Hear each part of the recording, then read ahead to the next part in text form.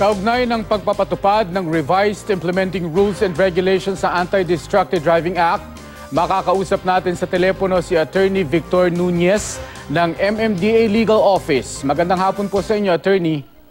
Yes, sir. Magandang hapon po at magandang hapon sa lahat ng inyong taga-subaybay. Attorney, ano po ang assessment ninyo sa unang araw ng implementation ng bagong IRR ng Anti-Distracted Driving Act?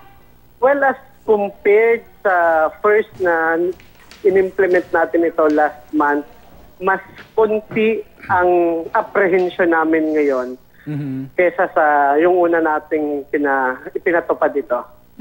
Yun po bang mga nahuhuli nyo? Are they surprised? Ibig sabihin, na sorpresa ba sila na meron palang ganitong batas? Actually, sir, we implement and we enforce this anti-distracted driving law through our no-contact apprehension policy.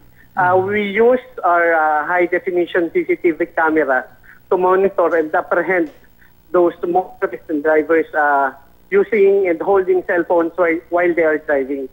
So no-contact po ang ginamit nating tool or enforcement tool para ipatupad ang Anti-Distracted Driving Act. Pero ang titikitan nyo, Attorney, yung may-ari po ng sasakyan, hindi yung driver?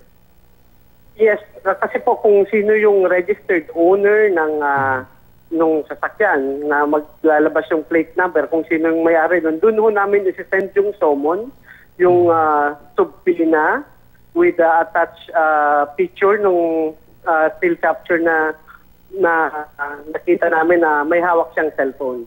Oh, so kawawa pala yung may-ari ng sasakyan kung hindi naman pala siya yung violator, no? Well, kung hindi po siya ang violator, pwede niya hong i-contest yun sa aming Traffic Adjudication Division, bibigyan siya ng chance para sabihin niya na ito yung driver na gumamit ng sasakyan niya. And it is also, kumbaga, incumbent upon the owner of the vehicle to remind kung ipapahiram niya naman o may driver siya na sabihin na bawal ito. Kasi kapag nahuli sila ng MMDA, ng ADA, ang mananagot ay yung may-ari ng sasakyan. So, responsibilidad rin ho ng may-ari ng sasakyan na idilin sa driver niya o kung sino man ang hihiram ng sasakyan niya na huwag gumamit ng magdadrive.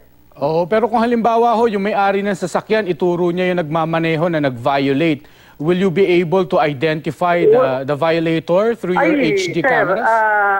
What is binding is yung kung sinong naka-register sa